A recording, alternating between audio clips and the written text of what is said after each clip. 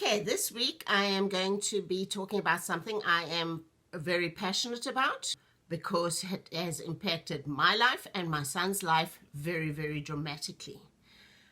I was originally taught how to read using the look-say method, or rather, I should say, I wasn't taught. What happened was, at the time that I entered school, the whole word method or look-say method was at its height. It was very, very fashionable. All the teachers were doing this new thing, and that was the only way to teach children to read. The problem was I didn't learn. And when I started to fail, my mother was told, there's an issue. This child is just not learning to read. And because she was a teacher herself, she tried to teach me in the exact same method, and it didn't work. I was failing, and it was just a dreadful situation. Anyway, the difference that was made, however, was that my mother was my mother, and it was important to her that I learned. So she kept working at it. Once the school gave up, she didn't. And even though she was using the exact same methods and they were failing me all the way down the line, she just kept doing it. And eventually she got frustrated. And I can remember the moment exactly when she introduced phonics into my life. The thing was, with the sight word method, is that you're supposed to memorize the shapes of words. Now just think about that. I have here a dictionary. This is a concise dictionary. It is just a fraction of the words that English has.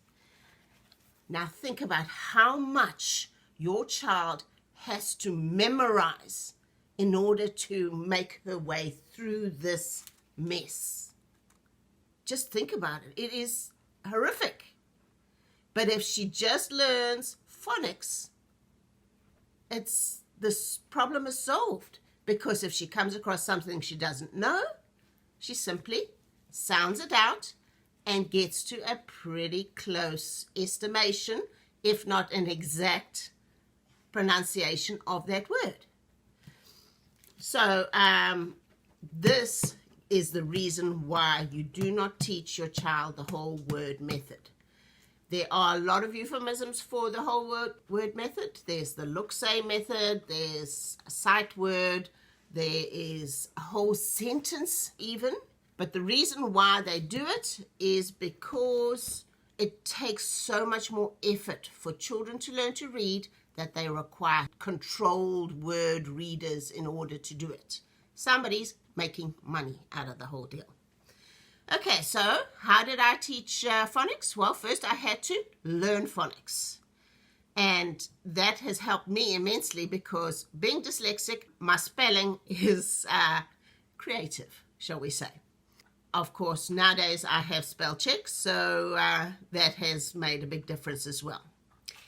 Anyway, that is all to do with phonics as well, because I advocate for not only teaching your child to read using phonics, but to spell using phonics.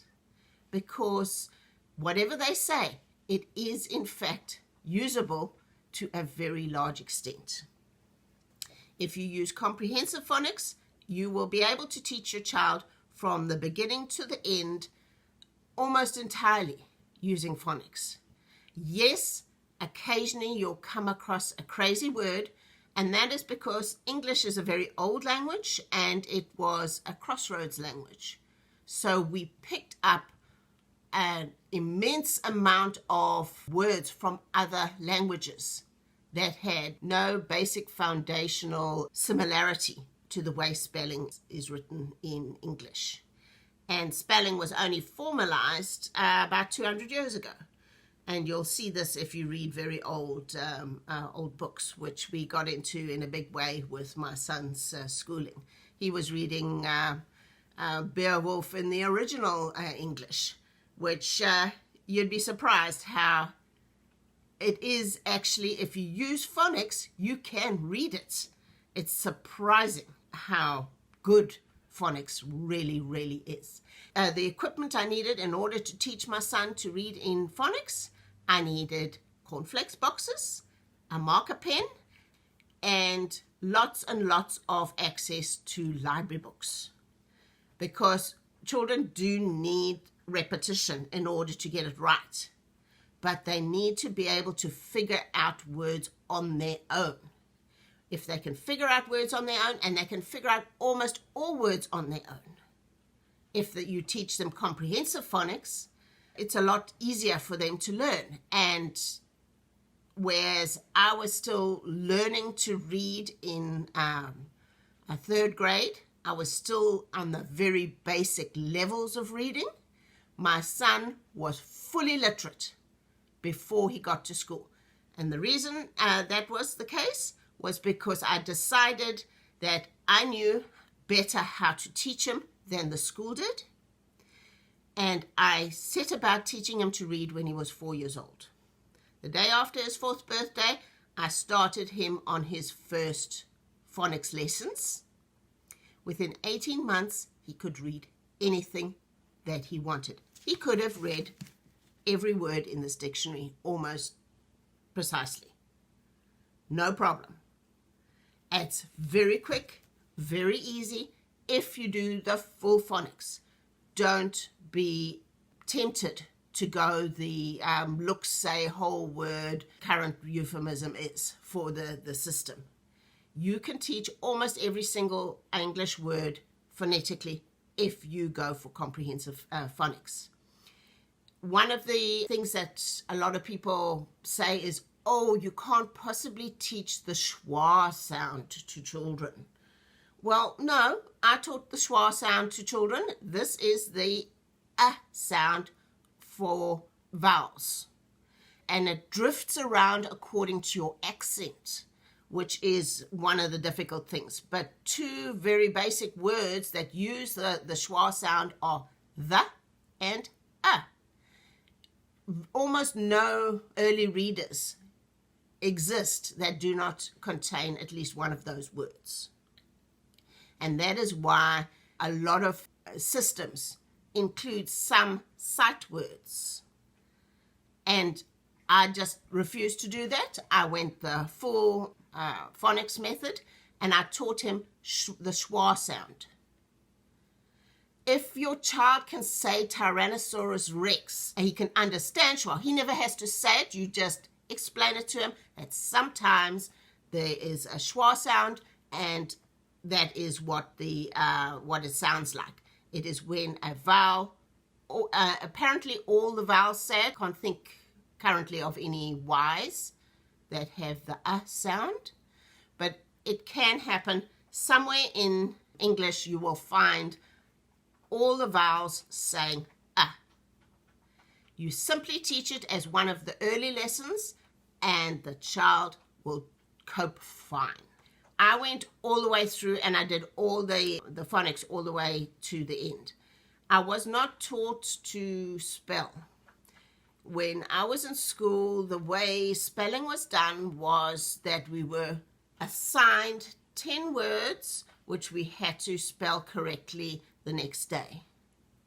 That was teaching spelling. And so I got 10 words most of the time wrong, and I got 10 spankings for it. The third grade teacher had a dowel, and she used to hit us on the hand. We used to have to hold out the palms of our hands, and she would hit us once for every spelling mistake that we made. There was no teaching involved. There was just punishment for failure to learn. Another word that I can think of in the early stages which causes stumbling is the word said. She said to him X. But you think about it. If you do it absolutely phonically, you got S, S, A-I, A, and D. D. S-A-D. Said. it's very close. So at that point, they can figure out how the word is said. And you simply explain it by saying that the pronunciations of words have changed over many years. And they can figure out what the word is, and then they adjust the pronunciation accordingly. You can Google a lot of this and find systems of phonics. Go for the maximum, every single sound. If you're going to do it on your own, you're going to have to learn a little teacher's jargon, the diphthongs and all that stuff. I'm going to produce a series which does not involve that. It's just we have a couple of letters together and they join together, and when they are together, they say this sound.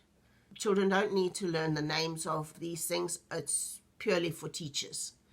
And if letters can be said separately and guessed phonically when they are together, then they don't have to be taught as a separate unit.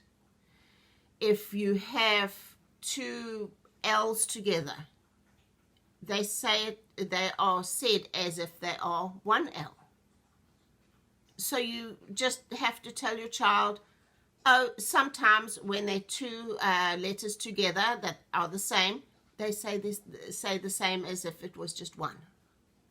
That only will affect them when it comes to the time to do spelling. And I strongly suggest that you learn phonics up until you are reading fluently, and then you practice in any very simple reading book that you can lay your hands on. But it's better that they learn how to sound out the words, and then no word is ever too difficult for them to figure out. Okay, I think I'm starting to go into the details of learning phonics, so I'm probably going to wind this up for today.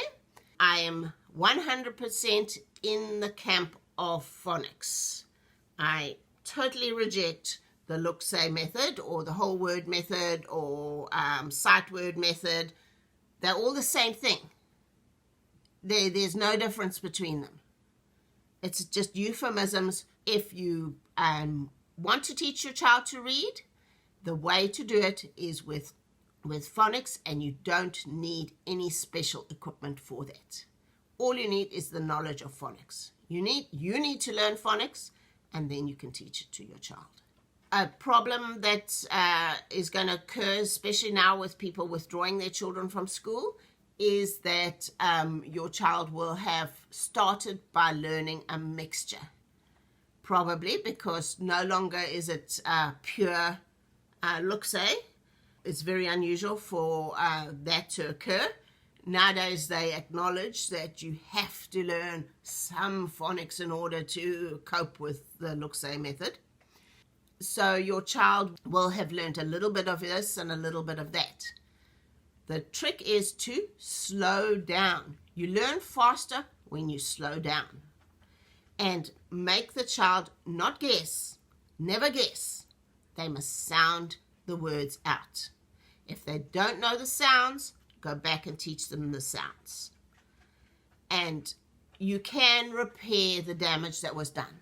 Depending on how many years your child has been taught in this fashion, that's going to be more or less, but you believe me, you can fix it, because I was taught incorrectly and it didn't work, and then it was fixed because my mother lost patience with the look-say method, and she said, but it starts with an M.